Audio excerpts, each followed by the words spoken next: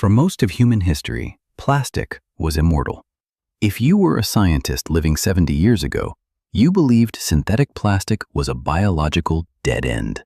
It was strong, cheap, light, and completely immune to the forces of nature. Wood rots, metal rusts, and bone decays. But plastic was built to last forever. Decomposers that had spent billions of years learning how to break down organic matter had absolutely no idea what to do with a synthetic polymer. And yet somehow, out of all the synthetic materials humans created, plastic is starting to decay. Not because of sunlight and not because of heat, because of life. Today, there are more than 8 billion tons of plastic on Earth. It is in our oceans, our soils, our rain, and even flowing through our own bloodstreams.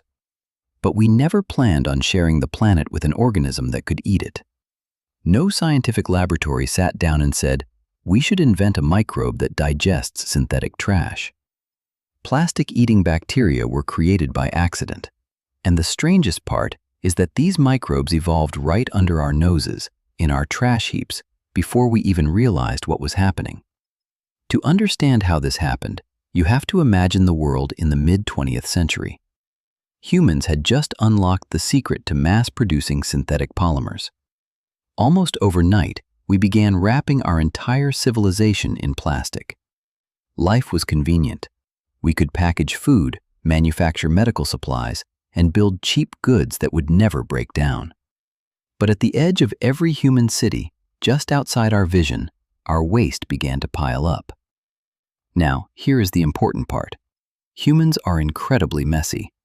Even when we try to recycle, we leave behind mountains of waste in landfills, dumps, and recycling centers. To a microbe, a human landfill is basically a giant mountain of free energy. It is packed with carbon, the very building block of life. The problem was that this carbon was locked inside a synthetic vault. At first, bacteria probably approached plastic and found nothing. The ones that tried to attach to it died or got no energy. The ones that stayed away continued eating rotting wood and leaves. But somewhere in those massive piles of plastic trash, a few microbes were different. A tiny genetic mutation occurred. A slight alteration in their DNA allowed them to produce an enzyme that could suddenly bind to the smooth, synthetic surface of a plastic bottle. Over generations, the bacteria that could digest even a tiny fraction of plastic survived better than those that couldn't. Instead of competing for scarce natural resources, they had an entire, endless mountain of synthetic food all to themselves. Over time, evolution slowly filtered these bacteria based on their diet. The ones with the mutation got more energy. The ones without it fell behind. This sounds like science fiction, but scientists actually watched it happen. In 2016, researchers in Sakai, Japan, were searching through the sediment and wastewater of a plastic recycling facility. They were looking for microbes that might be doing the impossible.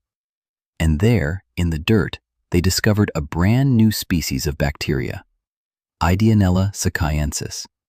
It didn't just tolerate plastic, it lived on it.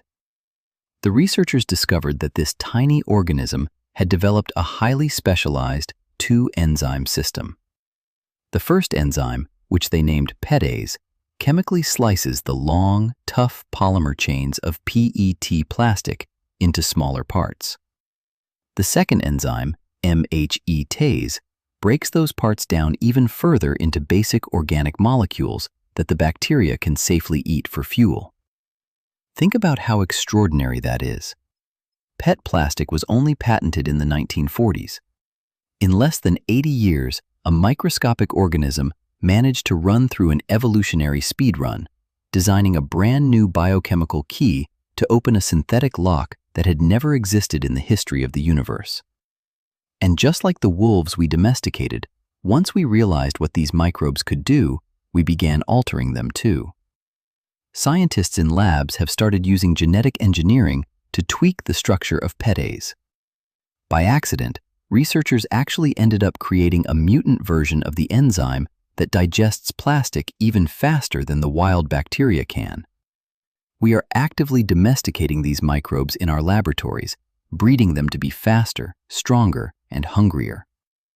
Once both species began working together, our hopes for a cleaner planet accelerated. This is why plastic-eating bacteria are considered one of the most important evolutionary events of the modern era. We didn't just find a tool, we witnessed the birth of a new biological kingdom. But this accidental creation also comes with a cost. If we engineer these bacteria to be too aggressive and they escape into the wild, they lose their boundaries. A microbe that can dissolve plastic could become a global threat. Our clean water pipes, our medical equipment, our cars, and our airplanes are heavily reliant on plastic. If these bacteria learn to eat the plastic we are still using, we could face a biological disaster of our own making. And yet, despite the risks, the process has already begun. Just like the ancient wolves circling our campfires, these microbes have integrated themselves into our survival story. When you look at a plastic water bottle sitting on your desk, it feels entirely dead, synthetic, and separated from nature. But to a microscopic world we can barely see, that bottle is a frontier. It is an evolutionary pressure cooker, forcing life to adapt, mutate, and survive. We didn't plan this. There was no grand invention, just piles of trash in a Japanese recycling yard, cautious microbes adapting to a changing world, and evolution turning our greatest environmental mistake into a brand new biological ally. And tonight, in a landfill somewhere near you, a silent generation of microbes is eating our waste, completely unaware that they are rewriting the future of life on Earth. But now, you know.